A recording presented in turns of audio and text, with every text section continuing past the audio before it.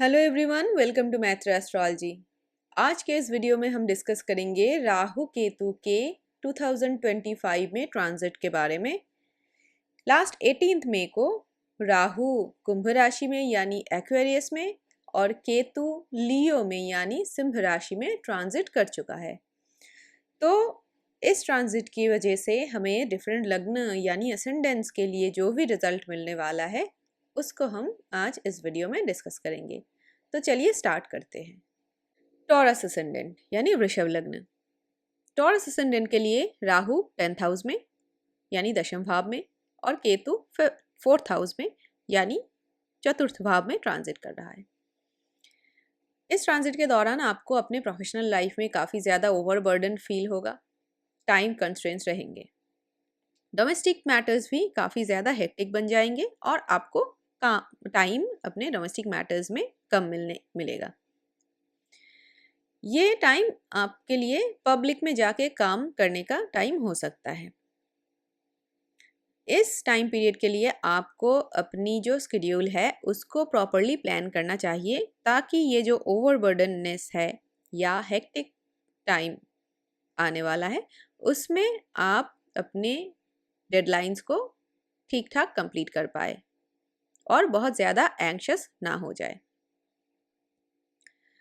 ये overall good benefits का time है, आपको काफ़ी ज़्यादा लाभ मिलेगा अपने प्रोफेशन से। आपके घर में चेंजेस की पॉसिबिलिटी बनती है या तो घर से दूर जाने की भी पॉसिबिलिटी बन रही है और कुछ टाइम पीरियड के लिए ऑफ कोर्स, और उसके साथ जो है घर पे छोटे मोटे चेंजेस जो है वो भी देखने को मिलेगा। ये टाइम आपको ऐसा फील होगा जैसे आपको सेक्लूडेड रहना है, लोगों से दूर रहना है, बहुत ज़्यादा पब्लिक लाइफ आपको पसंद नहीं होगी। ये इस वक्त में आपको ऐसी कोई भी गलती जो आपने पास में किया है वो रिसर्फेस हो सकती है, तो उसको भी करेक्ट करने का टाइम ये है। इस टाइम पे आपके जो भी सेविंग्स है या बैलेंसेस है उसको बहुत ज़्यादा खर्च करना ठीक नहीं है, उसको सेव करना, अपने क्रेडिट्स को, जो भी एसेट्स है उसको सेव करना बहुत ही ज़्यादा ज़रूरी है, क्योंकि बाद में ये बिल्डअप करना फिर से टफ हो सकता है। तो इसलिए अपने एसेट्स का, क्रेडिट्स का और जो भी प्रॉपर्टी है उसका ध्यान रखें। जेमिनी असेंडेंट यानी मिथुन लग्न।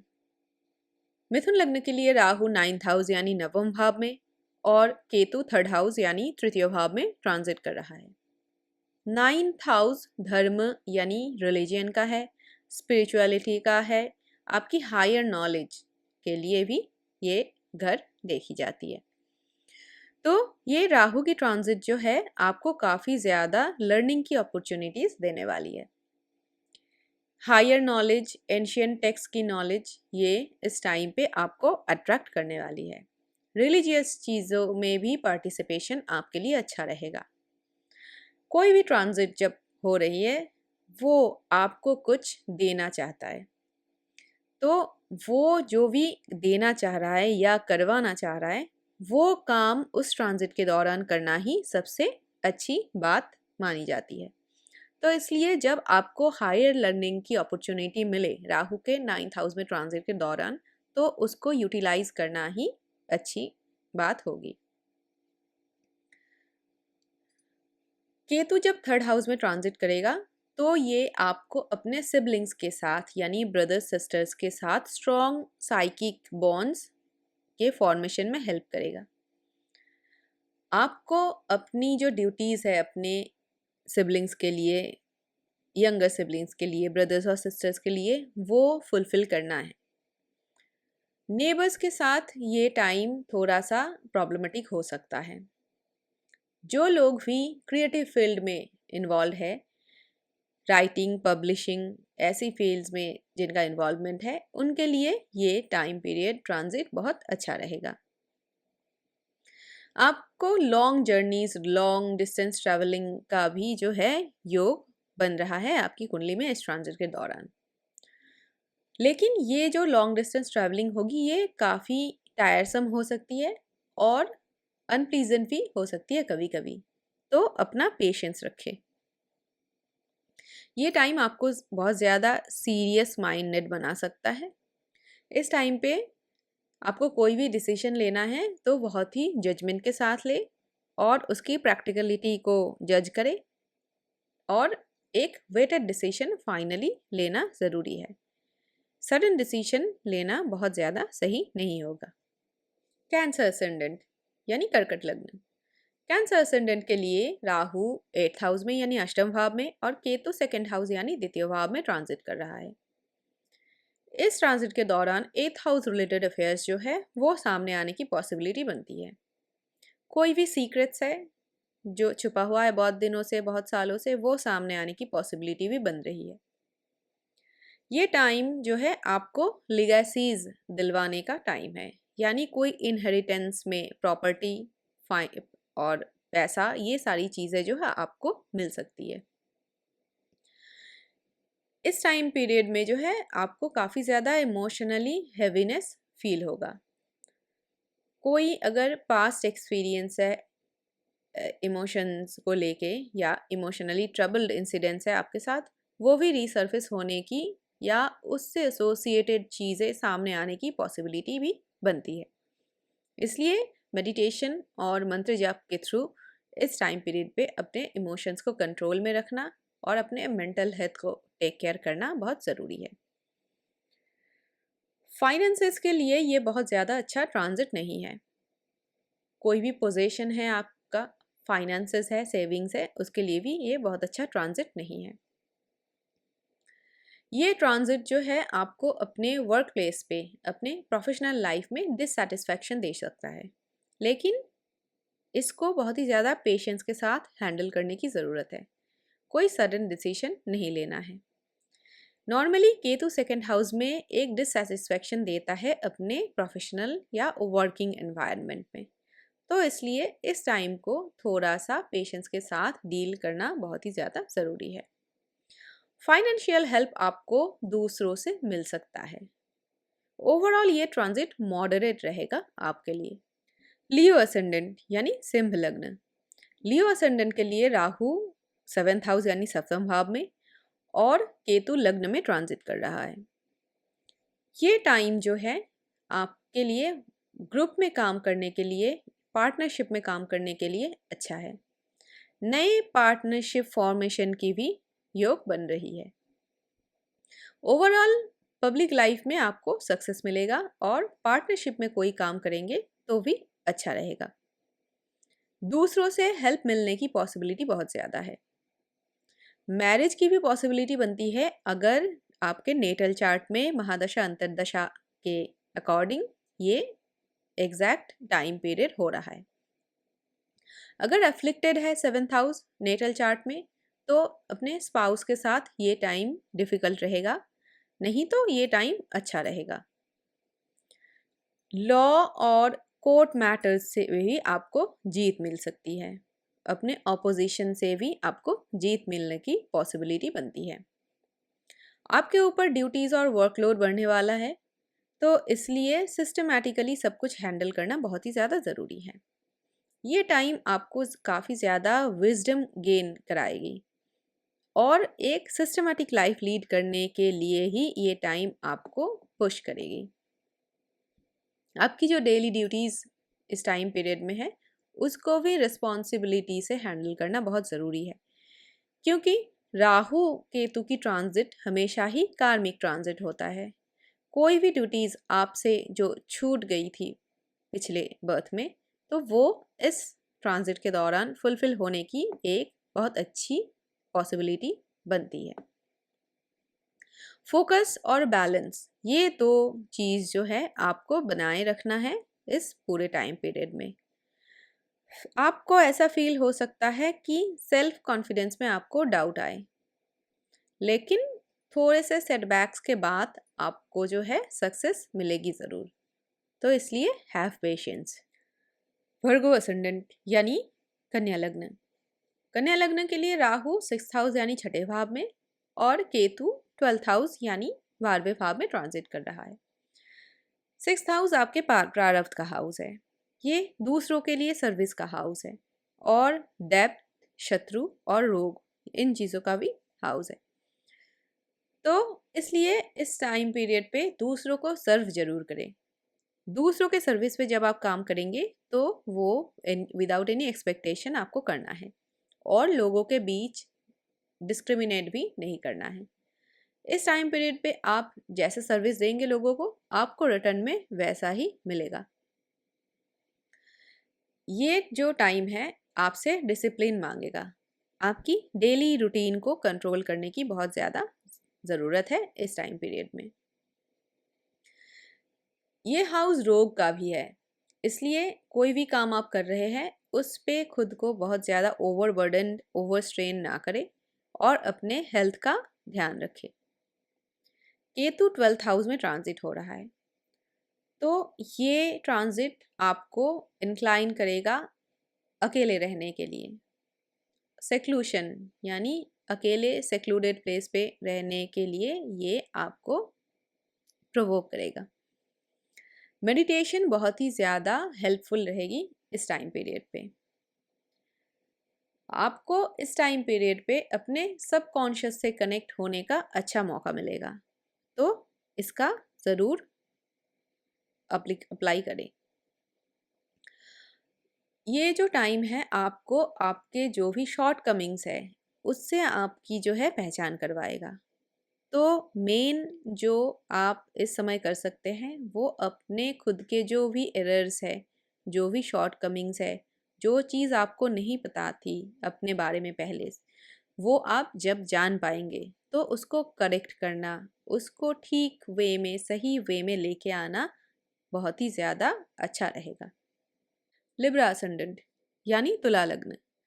तुला लग्न के लिए राहु 5th हाउस में यानी पंचम भाव में, और केतु 11th हाउस में यानी 11वें भाव में ट्रांजिट कर रहा है। ये टाइम जो है आपके क्लोज रिलेशनशिप्स में चेंजेस लाएगा। पार्टनरशिप से गेन होने की पॉसिबिलिटी है, अपने स्पाउस से यानी हस्बैंड या वाइफ से भी गेन होने की पॉसिबिलिटी है।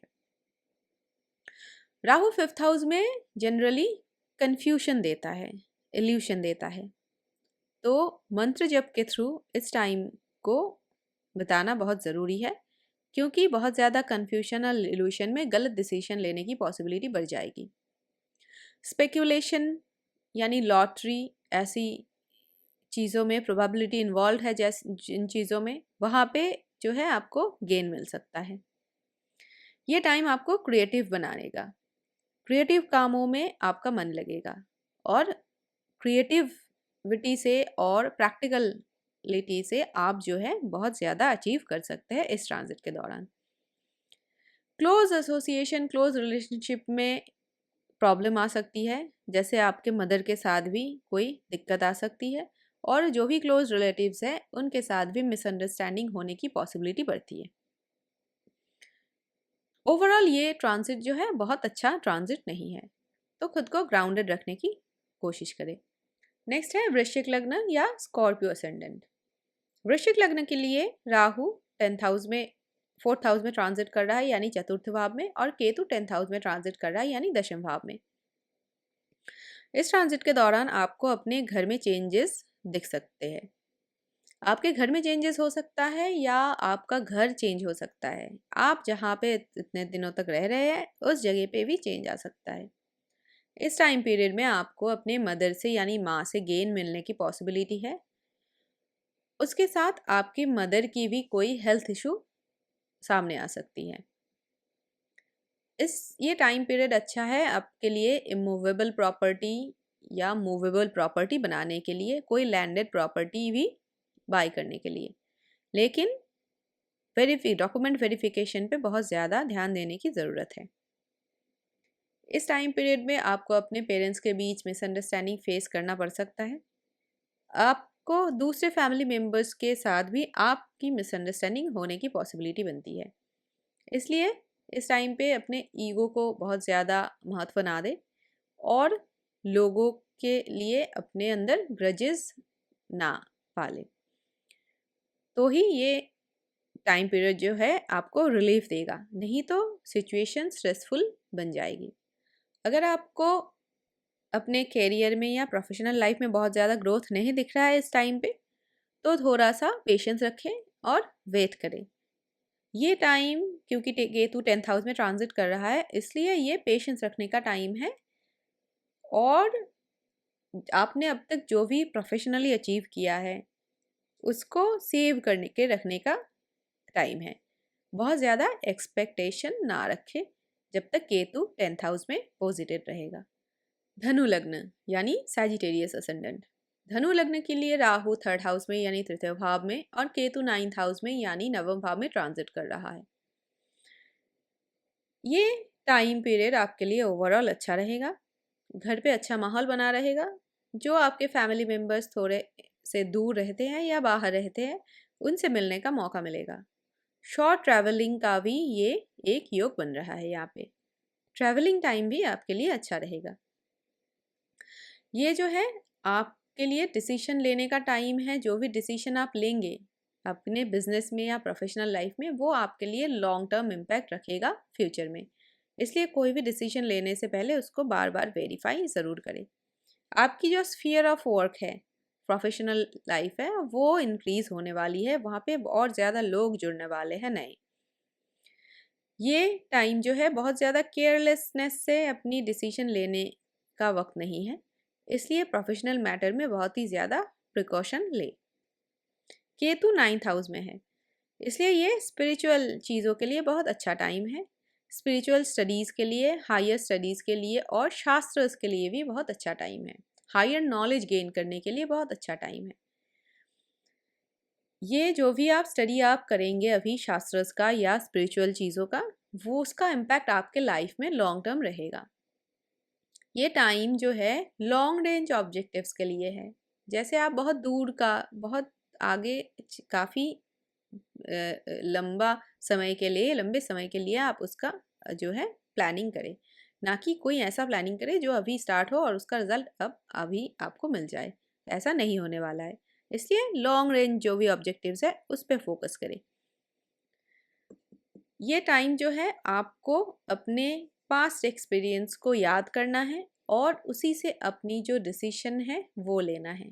जो भी आपने अपने पास्ट एक्सपीरियंसेस से सीखा, जो भी नॉलेज आपने गेन किया, उसी को अब यूज़ आपको करना है। मकर लग्न, कैप्रिकॉर्न असेंडेंट। मकर लग्न के लिए राहु 2nd हाउस यानी द्वितीय भाव से और केतु 8th हाउस यानी अष्टम भाव से ट्रैवल कर रहा है। इस टाइम पीरियड पे आपको जो काम पसंद है, मन से जो काम करना चाहते हैं वो काम करने को मिलेगा। आप जो भी अपने मन से डिज़ायर भी करते हैं, आपको अगर पैसा चाहिए, आपको अगर फेम चाहिए, वो भी आपको मिलेगा। आपको अगर ज्ञान चाहिए तो आपको इस टाइम पीरियड पे एक गुरु भी मिलेगा। ये जो टाइम है आपको परसिवियरेंस सिखाएगा, आपको प्रैक्टिकलिटी सिखाएगा।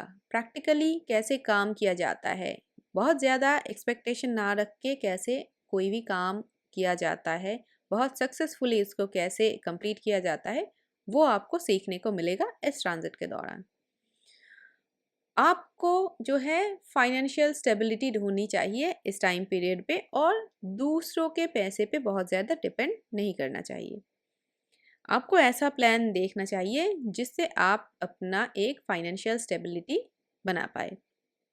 इस टाइम पीरियड पे आपके खर्च बढ़ने वाला है और आपकी जो गेन है या किसी भी सोर्स से जो गेन है वो भी आपका बढ़ने वाला है। ओवरऑल जो खर्च है और जो गेन है वो सेम रहेगा। ये जो टाइम है बहुत ज़्यादा वाइजली कोई भी जजमेंट ले और अपने पेशेंस के साथ जो है किसी भी चीज़ को डील करे। ये टाइम आपको जो है दूसरों के पैसे को हैंडल करने का मौका देगा। तो जब किसी की प्रॉपर्टी, किसी दूसरे की प्रॉपर्टी या मनी को हैंडल करने की बात आए तो उसको बहुत ही ज़्यादा कॉशन के साथ डील करें। नेक्स्ट है कुंभ लग्न यानी एक्यूरियस असेंडेंट। राहु आपके लग्न में यानी प्रथम भाव में और केतु आपके 7th हाउस में ट्रांजिट कर रहा है यानी सप्तम भाव में। ये ट्रांजिट जो है आपको सेल्फ कॉन्फिडेंट बनाएगा। कोई भी इनिशिएटिव जो है किसी काम के लिए वो आपको खुद को लेना है। आप बहुत ज़्यादा किसी और से हेल्प की एक्सपेक्टेशन ना रखें, क्योंकि बहुत ज़्यादा